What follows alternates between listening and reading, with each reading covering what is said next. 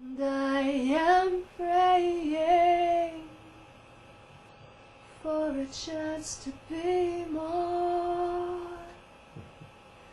The healing and the wisdom is within us. All the knowledge that we need is within us. In intention-focused therapy, we use that wisdom of the body to go within, to unravel to the core root. Every once in a while we stumble upon an experience so rare and so out of the ordinary that we know there has to be something we are supposed to learn from it. For Loretta Moll, that lesson came from the death of her husband in Saskatchewan. And so we actually, worked together for many years, going around and working with people to help people heal their trauma, to heal their pain. But after just 5 years of marriage, Rick decided to confront his past and journeyed back to the place where he endured his abuse. Terrible memories resurfaced. When we were working on the project of healing the effects of residential school, it started to bring up his issues. He just chose to deal with it in the way that he used to deal with things: isolation, alcohol. And his life spiraled down very quickly. Within 12 weeks, he hit his bottom. Rick headed for the healing center. And he stood outside the car and he told his mother he wanted a miracle. All he wanted was a miracle. They got back in the car, he laid down in the back seat. When they arrived at the treatment center, at the healing center, he was no longer alive. Rick's heart had simply stopped beating, and there was no apparent reason. Rick had willed himself to death. I believe that he willed himself to die. I believe there's a line that we can cross over, that if it's too painful, that we can literally make a decision to go to the other side.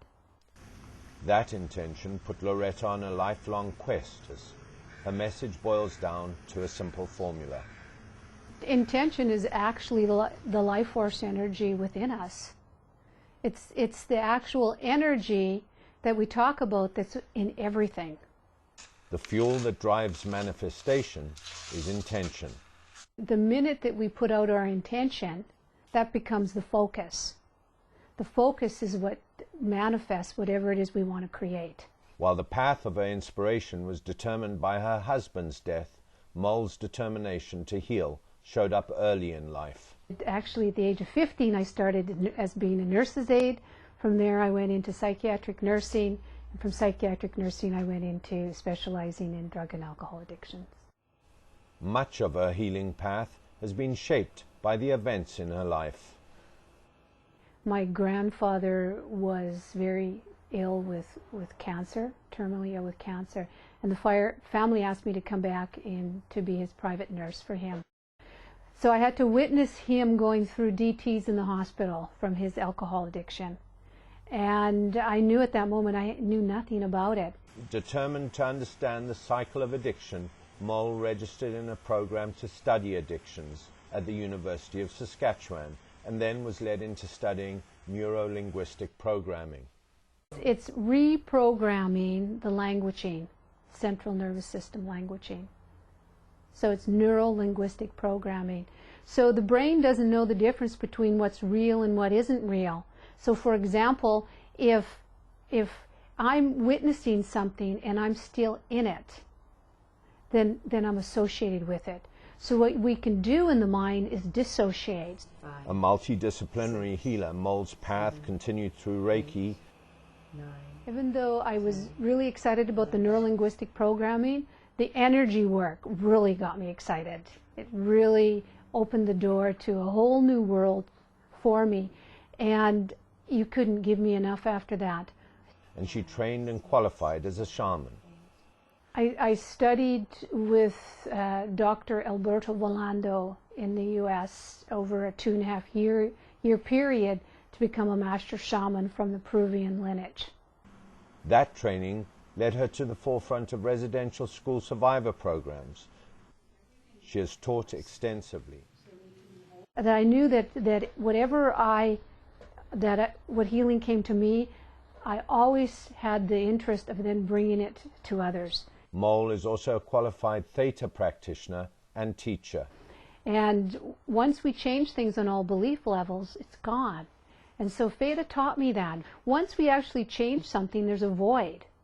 If we don't replace that void with something, we go looking to do things exactly the same way. So no matter what healing we do, we'll pull back. Her 25 years of healing work has culminated in the development of intention-focused therapy. Intention-focused therapy is about tracking issues that have created fear, doubt, lack of prosperity in our life, to changing them to a place of inner prosperity and magnificence. She readily identifies the long pedigree of intention-focused therapy. Part of that, for example, is the impact that Wayne Dyer has had on my life. There was always a fear for me to speak about God, on how people would react. When I hear Wayne's openness, it gave me the permission to be also open. The faith, says Loretta, emanates from creator consciousness. Creator's consciousness, life force energy, universal energy, all that is, creator, God. The power of conscious intention is what instantly makes that source energy available to us. Everything is in the universe is already created. We're not creating anything new, we're just bringing it to us. How do we bring it to us? By asking, simply by asking. Ancient wisdoms come from the time when we were closer to the earth, when we recognized our essence as part of a universal consciousness, when we realized we were intricately bound with the ebb and flow of nature. When people live from heart-centered consciousness, they're focused from within. So when you're focused from within, you're coming from a place of accessing your inner wisdom and understanding. Kira Lee, a singer, has lost her will to sing. During an IFT session, issues from her past come welling back. I still to this day never knew why. And it hurt. I remember the pain, like it physically hurt. She scratched the heck out of my face. And it was, I was afraid and shocked and very hurt. Very sad. I had that, I didn't even think about that incident very often in my life, but I actually realized that had a profound impact on my sense of being, of who I am. So what's the thought that keeps coming up? I don't know. How does it feel like? I'm so sad. Yeah. I lost my best friend and I didn't know why, and I didn't know what was wrong with me, and I didn't know what I did. And I am praying. Be exposed, be made fun of. Because you know that it's safe.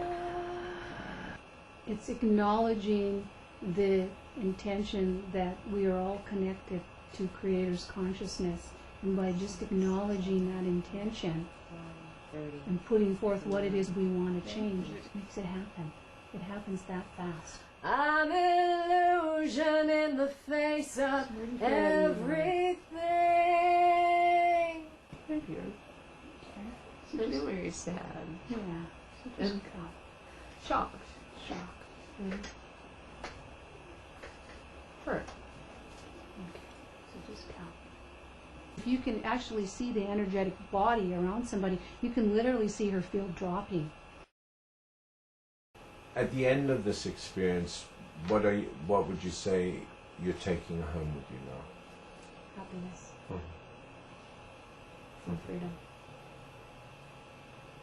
I feel a freedom within me to speak and be heard. Intention-focused therapy takes people to the core root of their issue, which allows them to change the fears, the doubts, the anxiety, anything that's stopping them from living their magnificence, their birthright.